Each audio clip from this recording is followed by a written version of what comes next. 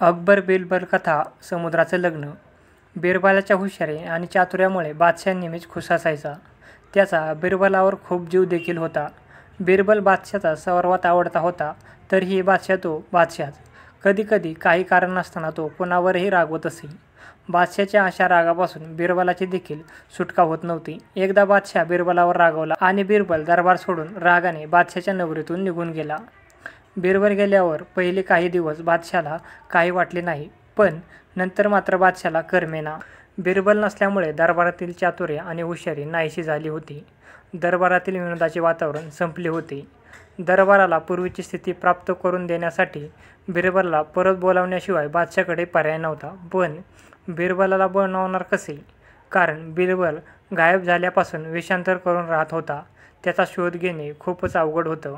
बिरबलाचा शोध घेण्यासाठी काहीतरी युक्ती करायला हवी याबाबत बादशाहला खात्री पटली. युक्तीशिवाय बिरबल परत येणार नाही हे बादशाहला माहीत होतं. थोडा वेळ विचार केल्यानंतर बादशाहने एक योजना मनाशी आखली. आपल्या सर्व मांडलिक राजांना त्याने एक खलिता पाठवला. आम्ही समुद्राचे लग्न काढले आहे. आपल्या देशातील नद्यांना लग्नासाठी पाठवा. नद्यांना लग्नासाठी कसे पाठवायचे या प्रश्नाचे उत्तर फक्त बिरबलच देऊ शकतो. त्यामुळे ज्या राजाकडून उत्तर येईल त्या राजाकडे बिरबल आहे हे नक्की. आपले खलिते गेल्यापासून कोणाकडून काही उत्तर येते का म्हणून बादशाह वाट पाहत होता.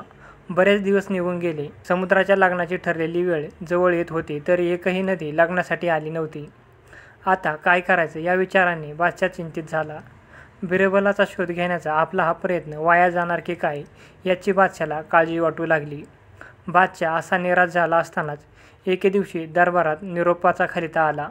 बादशाहने तो खलिता वाचला. त्यात लिहिले होते, आपण ठेवलेल्या समुद्राच्या लग्नासाठी आमच्या देशातील नद्या निघाल्या आहेत.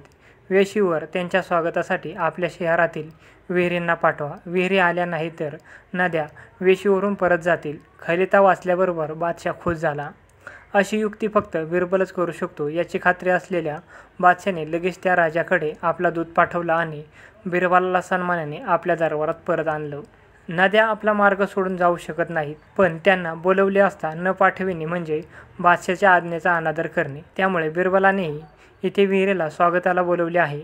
बिरबलाच्या तीक्ष्ण बुद्धीला माहिती होती की ज्याप्रमाणे नद्या आपला मार्ग बदलू शकत नाहीत, तशाच विहिरीही आपली जागा सोडू शकत नाहीत.